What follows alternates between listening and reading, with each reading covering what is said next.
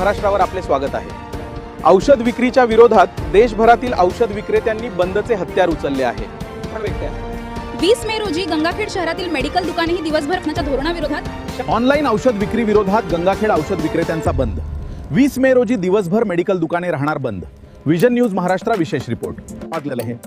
Online औषध विक्री आणि इंटरनेट फार्मसीच्या विरोधात अखिल भारतीय औषधी विक्रेता संघटना AIOCD यांच्या वतीने 20 मे बुधवारी देशव्यापी बंदचे आवाहन करण्यात आले आहे। या आंदोलनात गंगाखेड तालुका आणि शहरातील औषध विक्रेतेही सहभागी होणार असल्याची माहिती गंगाखेड केमिस्ट अँड ड्रगिस्ट असोसिएशनच्या वतीने देण्यात आली आहे।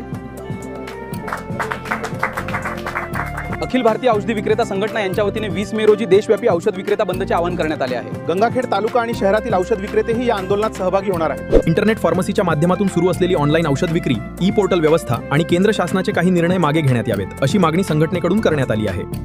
या संदर्भात गंगाखेड उपविभागीय अधिकारी जीवराज डापकर यांना लेखी निवेदन देण्यात आले आहे।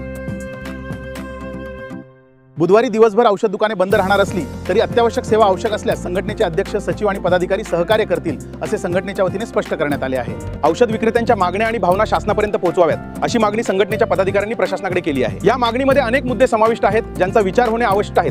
ऑनलाईन औषध विक्रीच्या विरोधात 20 मे रोजी देशव्यापी औषध विक्रेता बंद पुकारण्यात आला आहे। गंगाखेड शहरातील मेडिकल दुकानेही दिवसभर बंद राहणार असल्याची माहिती संघटनेच्या वतीने देण्यात आली आहे। गंगाखेड शहरात जिथे ऑनलाईन औषध विक्रीच्या विरोधात औषध विक्रेत्यांनी 20 मे रोजी बंदचे आवाहन केले आहे, शासनाने तातडीने निर्णय मागे घ्यावेत अशी मागणी संघटनेकडून करण्यात येत आहे। प्रशासनास दिलेल्या निवेदनावर जिल्हा प्रतिनिधी प्रदीप गुंडाळे, तालुका अध्यक्ष संदीप कोटलवार, जिल्हा कार्यकारिणी सदस्य नंदकुमार भरड, शहराध्यक्ष कारभारी नीरस, उपाध्यक्ष राधाकृष्ण राखे, सचिव अक्षय जैन, कोषाध्यक्ष बालाजी गुंडाळे, अनिल कलकोटे आदींच्या स्वाक्षऱ्या आहेत। अशाच ताज्या आणि विश्वासार्ह बातम्यांसाठी विजन न्यूज महाराष्ट्राला सबस्क्राइब करा, व्हिडिओला लाईक, शेअर आणि कमेंट करायला विसरू नका। मी गंगाधर कांबळे, विजन न्यूज महाराष्ट्र।